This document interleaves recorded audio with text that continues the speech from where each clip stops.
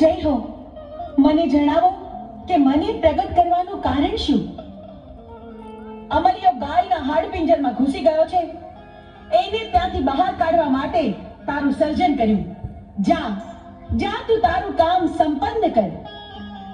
ભલે માં, જેવી આજ્ઞા. મને ગાયના કરકામાંથી બહાર કાઢનાર તું કોણ?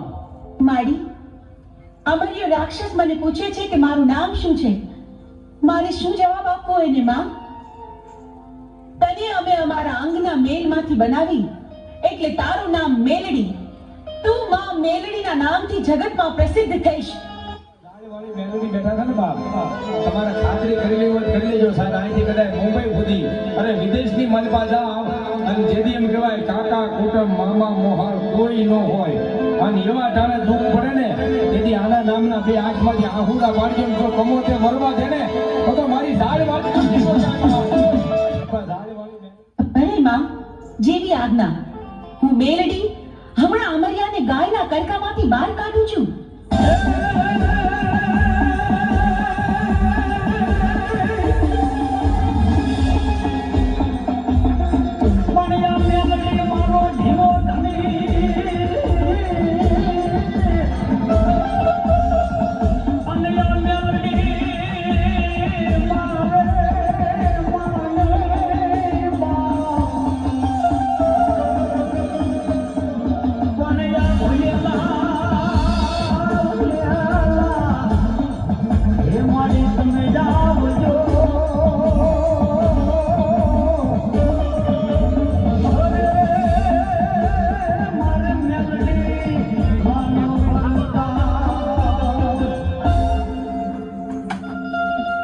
અમરિયા રાક્ષસ, જોયું તું ભાગી ભાગીને કેટલું ભાગ્યો, પણ મારાથી બચવું તારા માટે અસંભવ છે.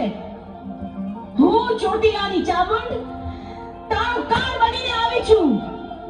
મૃત્યુને ભેટવા તૈયાર થઈ જા. મારી સાથે યુદ્ધ કર.